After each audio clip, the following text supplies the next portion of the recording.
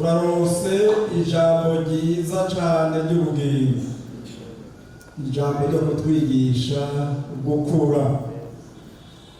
Mu gice cya kabiri Pawulo yandikiye Timoteyo igice cya 3 umurongo wa 16 n'uwa 17 aravuga ngo ibyanditswe byera bifise ikimazi cyo kwigisha umuntu no kumutunganya no kugira ngo umuntu abe ubushitse afise ibikwiye. Abantu benshi barahamagawe barava mu byaha ariko baguma bazungazunga. Umuntu akavuduka hariya mwicaye akaza ngaha aje nk'uje gutura imitwaro akavuga ngo hari uwantutse. None bagututse ntushobora gusenga. Uwagututse si ibyaha kuko si ibyo wakoze ntibyaje, ayo n'amagerageza. Hariho ababikaza cyane ngaha, murabazi namwe sinda kubabarira ati unkure kujya mu nzu yaramvuze, yarakuvuze na Yesu baramuvuze, n'umukuru baramuvuga, n'abasegama baramuvuga. Ibyo si nta ngorane zirimo kukuvuga. None ntiwosenga uwo muntu afise umunwa wamugoye Imana ikarumucisha kw'ikara. Hariho utuntu duto duto rero iyo umuntu atarafata umurongo neza, hariya barahamagara akiruka, hariya bahamagara akiruka, hariya bahamagara akiruka, ni ukuvuga hana musimamo, ni ntaho mfatwa, ntaho mpagaze, arababyara abana bakabita gutya. Iri jambo rero icyo rivuze rigomba ngo twigire kuri Yesu. Iyo bavuga ngo dukurire muri Yesu Kristo no kuraba ariko aravuga kuri kijya cy'inkukuma, uvuze inkukuma cyangwa ukavuga ikindi n'ibinyoni bibiri bidasa ukavuga nk'ingona.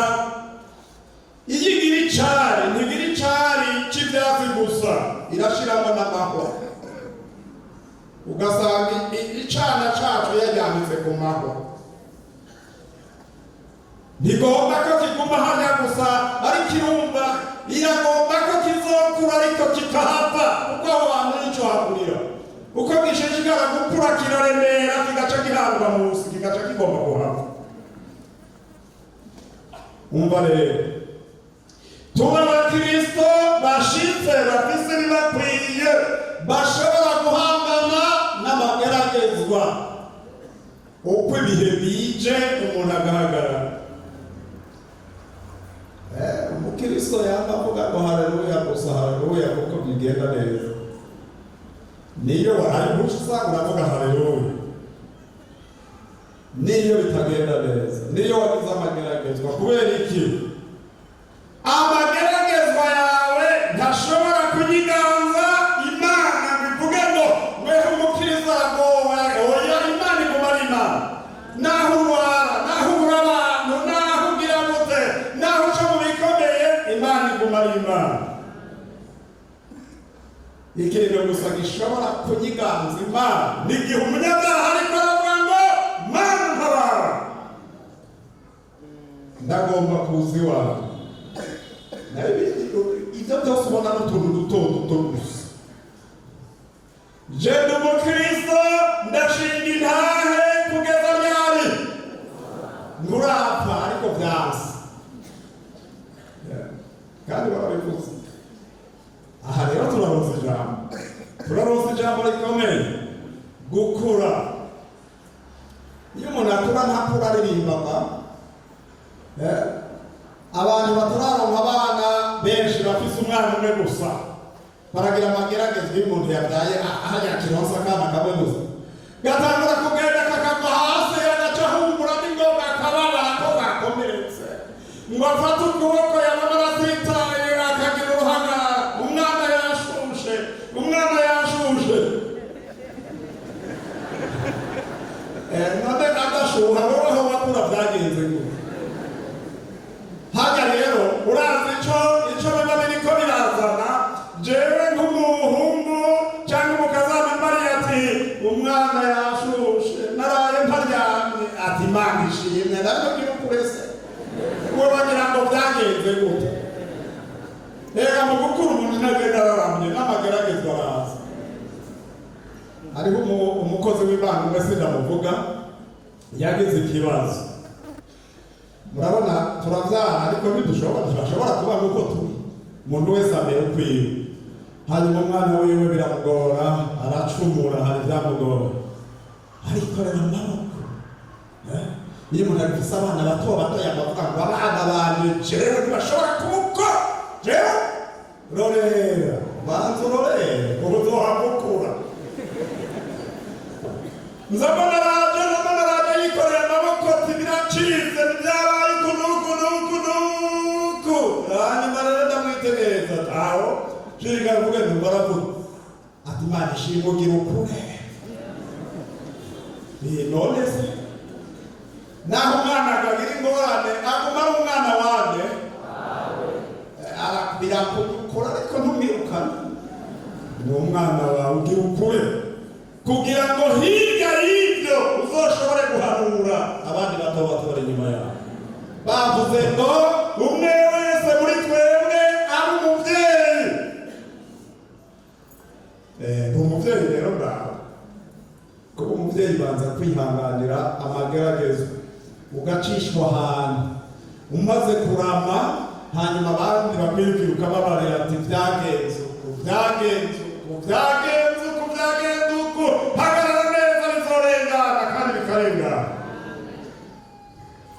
Umviriza rero tuba abakristo bashitse bafise ijambo ry'Imana. Umukozi w'Imana ya Tanzania ubu ni marehemu Askofu Moses Korora yarababarira ariko arigisha muri byabo navyo kuri benshi twari kumwe ivyo ngira mvuge mu cyamuvyeho akababarira abantu nibagume hariya ku miduga umwami Yesu arabasanga hariya mugumeyo yega abantu nibavyumva abantu bagaca biruka bamusanga imbere bamwe bagomba kumukora muganga abagene bigenda Imana igaca ihagurutsa abari hariya ku mubari agaca babarira ati mwebwe muriko murakundana mu nzira nimuhave nimureke bariya baze bakize. Urumva iyo uronderera Yesu sihari niwizere ko aho muri ayo mageragezwa ashobora kugusanga ngaho. Wa mugabisha w'abasoldati vuga ijambo rimwe gusa. Umwana wanje arakira naho utorinda kuza na jewe iyo ntegetse niko yavuga nkabarira abantu koriki baragikora naho uvuga ijambo rimwe gusa mwana wanje yokira. Twuname imbere y'Imana turose inyigisho nziza cyane gukurira muri Kristo Yesu biratandukanye no gukurira mu Rwanda. Rega hari umuntu akurira mu Rwanda akagira ibyaha by'akaronda bikanga kumuvamo. Umva iyo umuntu ari muri Kristo Yesu aba ari cyaremwe gisha. Iyo umuntu ari cyaremwe gisha aba ari mu bugingo. Iyo ari mu bugingo rero ubugingo twumvise burakura ukageraho bwami buto umuntu akageza ku rugenzo rwo kwitwa umubyeyi. Ninde agomba kuza ukumva ata kintu ushobora gufasha abandi umaze imyaka yose ni ukuvuga nturakura uracazungazungizwa n'imipfuru. Ngwino tugusenge. Iri jambo rirakomeye ga. Hari aho wiyumvira tereka jewe naho ndashika. None ntuvyumva se erega mu bugingo bwawe bw'intebe uravyumva. Naho uri hariya hanze ukabuvyumva kutarakura. Abantu bane bavuga ngo erega jewe byarangoye pastor aho erega sindavuga mu rurimi rutamenyekana kuko sindabatizwa mu mbemye. Kuvuga mu rurimi rutamenyekana ni kimwe muri za ngabire 9 za mbemye. Mbega ho warasuzumye ko ufise ukwizera? Mbega warasuzumye ko ufise ubwenge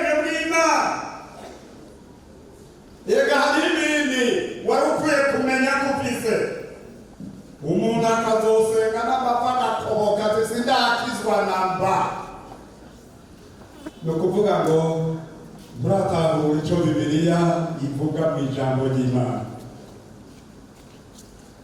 Ndagufitiye iganuke ni nyene batubariye ngo dukure. Umuntu yumva asaba Imana ati Mana ndagomba gukurira muri wewe. Sugukura ngube mwarimu, sugukura ngube pastori cyangwa umudiyakoni. Oya, nugukura mu buryo bw'impemu, ukagira ijambo ry'Imana rikwiye muri wewe, ukagira kwizera ko Imana ishobora gukora ibitangaza, ukagira kwizera ko Yesu ashoboye no mu mageragezwa no mu bibazo, ugahagarara neza nk'umuntu yashinze imizi mu gakiza. Ngwino dushinga imizi mu gakiza. Amen. Tugira dusengera aba bantu baje. Yego.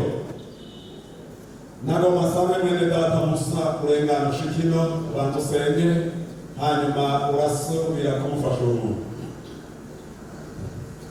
Imana itugirire neza, dushinge neza, dushinge imizi mu gakiza neza. Dukure. Mana data wa twese uri mu ijuru, twongeye kurengukana amashimwe imbere yawe kuko uri umubyeyi mwiza akunda ishengero. Uri umubyeyi mwiza udukunda, n'ijambo ryawe rirabishingira intahe ku Imana n'urukundo rutagira akagero. Urakoze Mana ko wifuza ko iri shengero ryawe muri ibi bihe ririmo ryoshishikara gukura cane mu by'ibwemu. Urakoze ko ari wewe utanze iriganuke ry'ijambo ryawe ukoresheje uyu mukozi wawe Mwami wizigiye kuri iri gerekerezo. None rero ijambo ryawe rimaze kubibwa muri iyi mitima, umuntu wese yaciye yisuzuma arimenya uko ari, acabona n'urugero agezemwo mu buryo bw'ibwemu. Nico gituma muri uyu mwanya mwiza Mwami Yesu ukiri ku ntebe y'imbabazi, ugishoboye guharira abantu bagishoboye kukurondera kandi bakakubona. Ijambo ryawe riravuga neza, umuvugishwa Yesaya ahamagarira ubwoko bw'Imana muri ico gihe ngo nibarondere Uhoraho bigishoboka kubabonwa. None n'aba baje kukurondera bigishoboka kubonwa, kugira ngo habemwo gutera iyindi ntambuko mu buryo bw'ibwemu. Hariho ababaye impfunya katika jina la Yesu Kristo. Turasenze ngw'ivyo vyatumye badashobora gukura. Urabizi Yesu Kristo, kuko uri Imana izi vyose. Ivyo vyababoshe ntibakure nk'uko bategerezwa kuba bameze muri iki gihe, ntibagere mu rugero bategerezwa kuba bagezemo muri iki gihe. Turasezerwa amaraso ya Yesu Kristo, amaraso y'umukiza amwe yabiriye abera rimwe ku musaraba.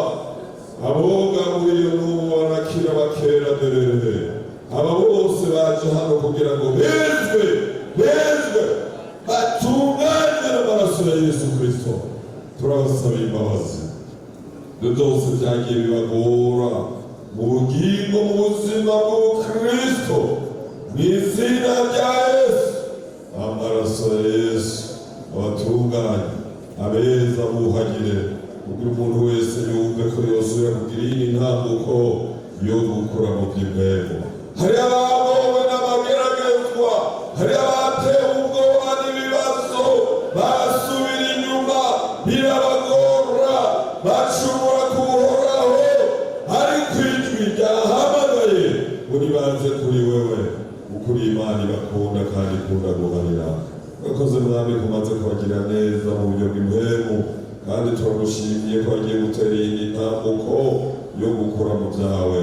Nuko rero turabasengeye gutyo kandi twizeye yuko umaze kubaharira ibyaha byose. Ni mu izina ryawe Yesu Kristo niyo tubisabye twizeye. Amen.